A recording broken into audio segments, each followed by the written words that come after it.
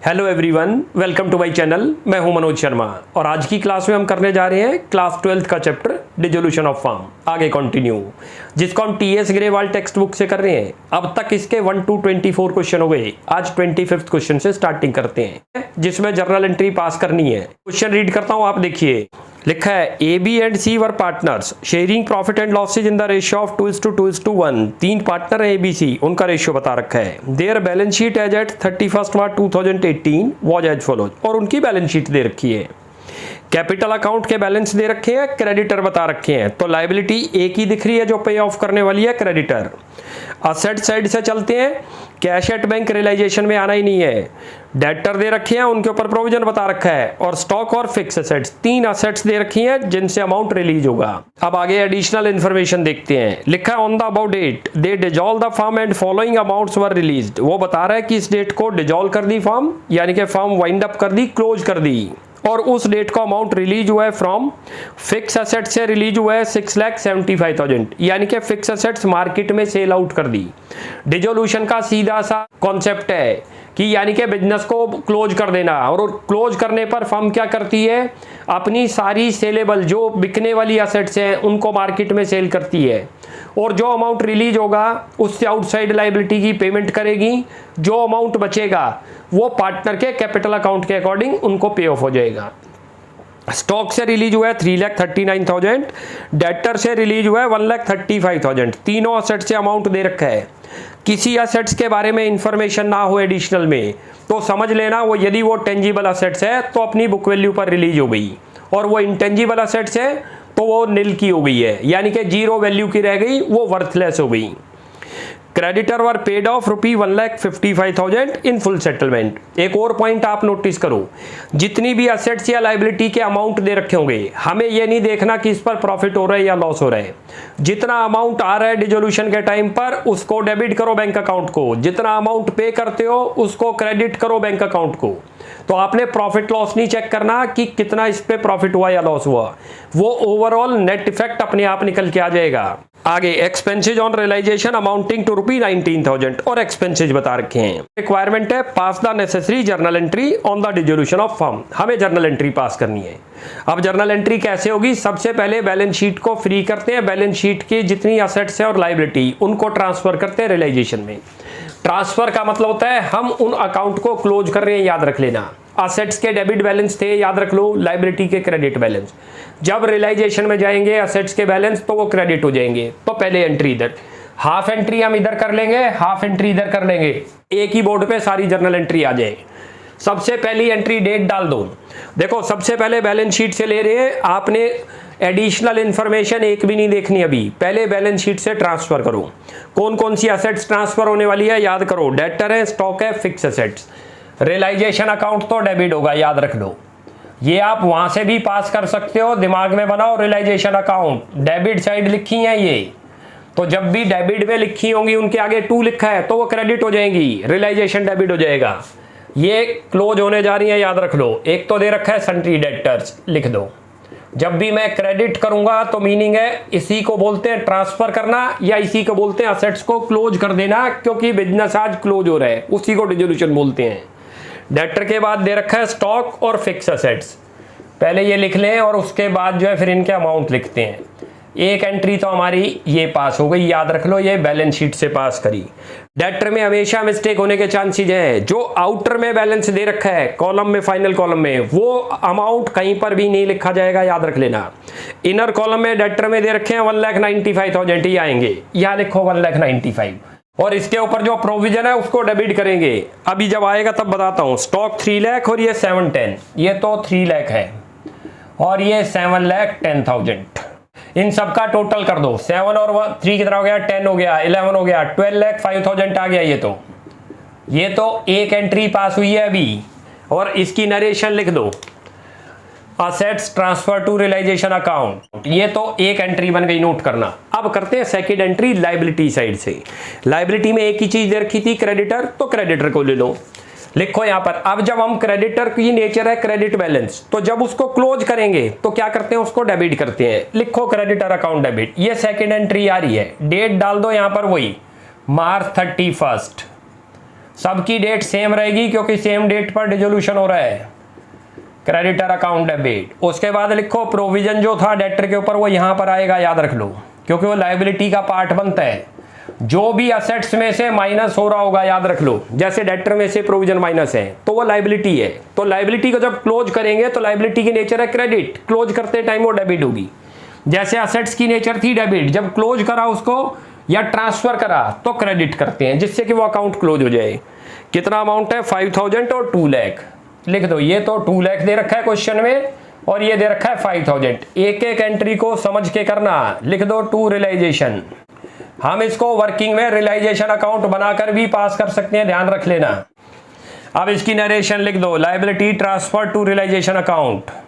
चलो भाई, ये तो पार्ट हो गया हमारा, बैलेंस शीट से नोट कर लो। अब करते हैं एडजस्टमेंट से। और एडजस्टमेंट में जितनी भी एडजस्टमेंट होंगी असेट्स और लायबिलिटी, उनके लिए एक ही वर्ड लिखा जाएगा, या तो बैंक अकाउंट, उनका नेम कहीं नहीं आएगा, या लिखा जाएगा फिर जो है पार्टनर कैपिटल अकाउंट, यदि वो टेक ओवर कर रहा होगा असेट्स को। तो असेट्स हमें दे रखी है, लिखा है फिक्स असेट्स कितने की रिलीज हो गई, नोट करो। लिखो बैंक अकाउंट डेबिट, लिखी हुई है कि 6,75,000 की रिलीज हुई है। फिक्स असेट्स का नाम नहीं आएगा, रियलाइजेशन अकाउंट आएगा, याद रख लेना। बैंक डेबिट क्यों करा? क्योंकि आपका इंक्रीज हो रहा है। जब भी असेट्स को सेल करोगे तो क्या होगा? बैंक का बैलेंस इंक्रीज होगा। इसको हम कैश भी लिख सकते हैं और बैंक भी, दोनों लिख सकते हैं। लिख लो 6,75,000। हर ट्रांजैक्शन सोच के करो, कभी मिस्टेक नहीं होगी। इसकी नरेशन लिख दो, amount release from fix asset. अब नेक्स्ट करते हैं। अंदर दे रखा है स्टॉक के बारे में, लिखा है स्टॉक से रिलीज हो गया 3,39,000। अगेन बैंक इंक्रीज हो रहा है क्योंकि सेल कर रहे हैं। जब हम किसी भी असेट्स को सोल्ड आउट करेंगे तो जाहिर बात है क्या होगा? कैश या बैंक बैलेंस इंक्रीज होगा। हम हर ट्रांजैक्शन को बैंक के थ्रू कर रहे हैं तो बैंक लिख रहे हैं, वरना हम कैश भी लिख सकते थे। यहां पर लिखो बैंक अकाउंट डेबिट स्लैश करके मैं लिख भी देता हूं आपको समझाने के लिए, और ये भी लॉजिक करता हूं कब बैंक लिखना चाहिए कब कैश, अभी बताते हैं वो। और 2 करो यहां पर रियलाइजेशन। एक ही वर्ड आएगा जब भी पेमेंट करोगे, या पेमेंट रिसीव्ड करो या पेमेंट पेड करो, रियलाइजेशन जरूर डेबिट होगा, याद रख लो, यदि वो असेट्स और लायबिलिटी से कनेक्टेड है तो। 3,39,000 जितना अमाउंट रिलीज हुआ वो लिख दो यहां, ये लो। और इसकी नरेशन में लिख दो अमाउंट रिलीज फ्रॉम स्टॉक। उसके बाद आगे दे रखा है, देखो डेटर से बता रखा है कि 1,35,000 आ गए। तो असेट्स के बारे में इंफॉर्मेशन है, उसकी भी लिख दो फिर यहाँ मार्च 31। लिखो बैंक अकाउंट डेबिट। मैंने आपको बता दिया कैश लिखो या बैंक, दोनों ठीक होते हैं, ध्यान रख लो। लेकिन अभी एक कॉन्सेप्ट क्लियर करते हैं कि कब आपको बैंक लिखना चाहिए कब कैश। और इसकी नरेशन भी बना दो। अब आप नरेशन में लिख दो अमाउंट रिसीव्ड फ्रॉम डेटर। चलो भाई, ये हो गई अब आपकी डेटर से related.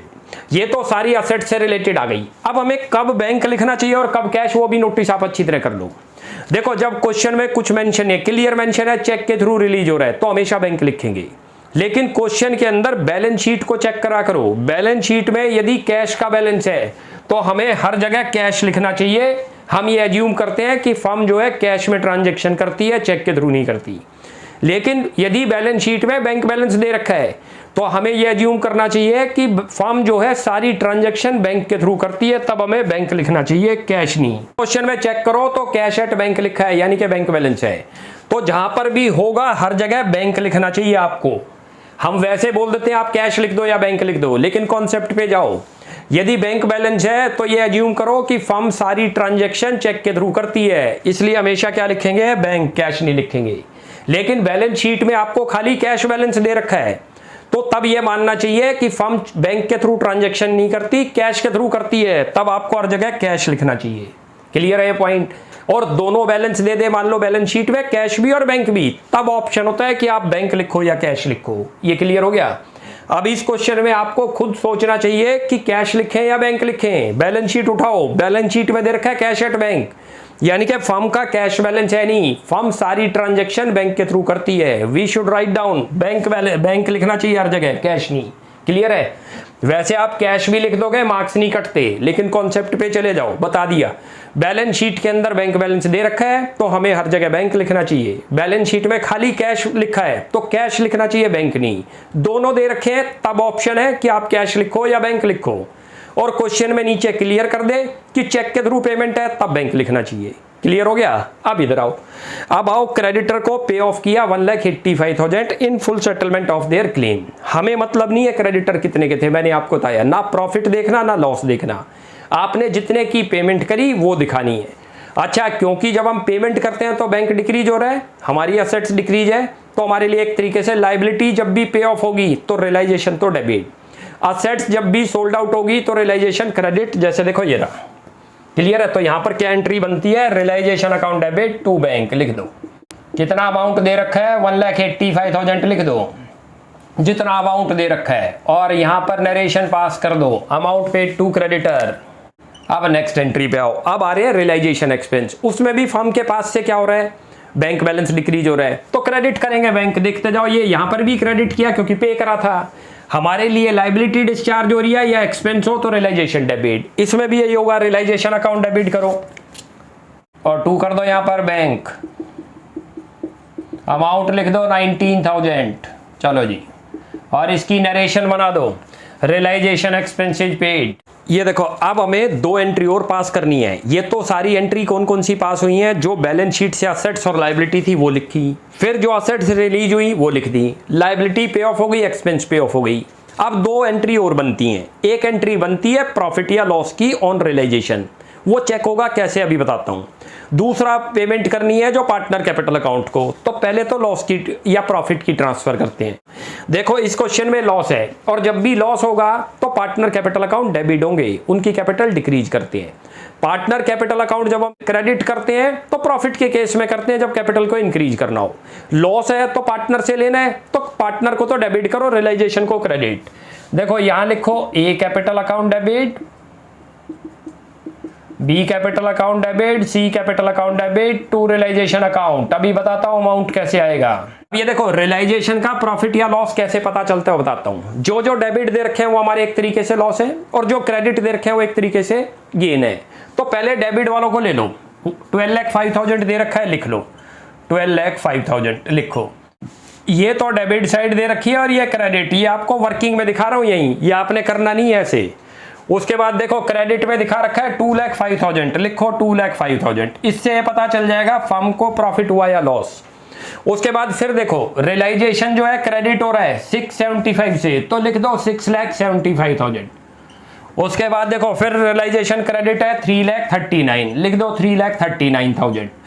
Next realisation again credit 35,000 ये रहा। उसके बाद इधर चलो रियलाइजेशन में 1,85,000 डेबिट है, तो डेबिट में लिख दो 1,85,000।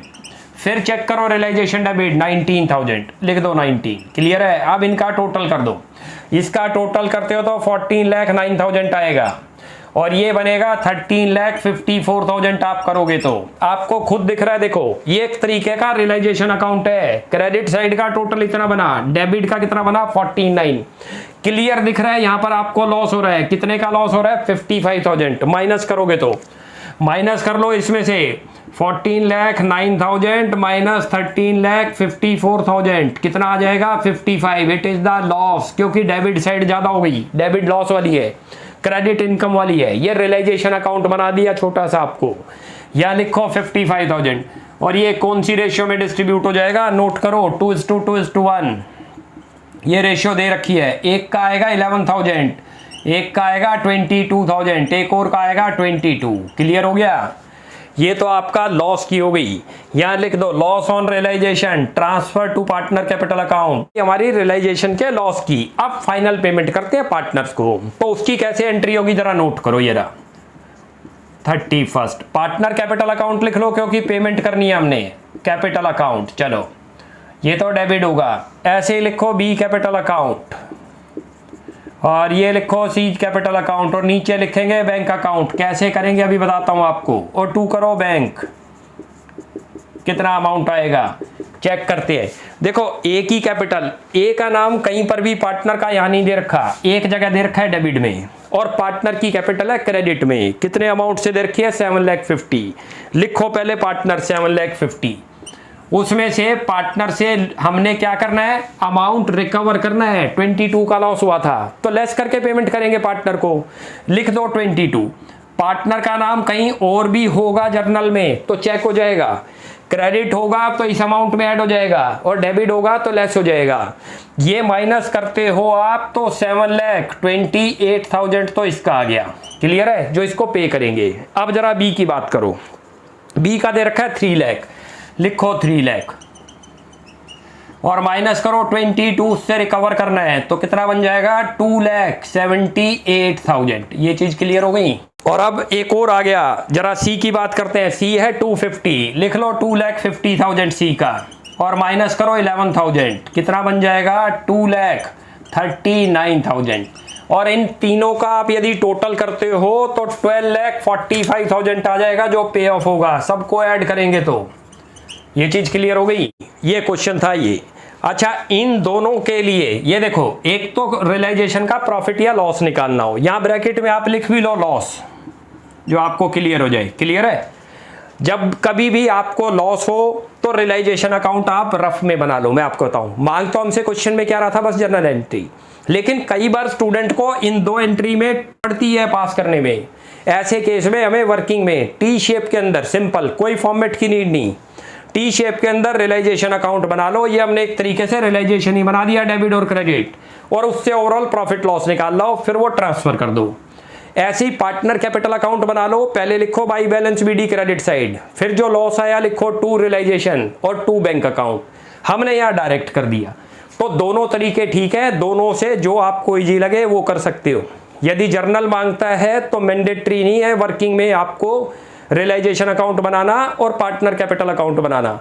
हाँ, ये चीज आपको शो करनी होगी वर्किंग में कि ये जो अमाउंट हम उसको पे ऑफ कर रहे हैं कहां से लेके आ रहे हैं, तो वर्किंग में शो कर दो।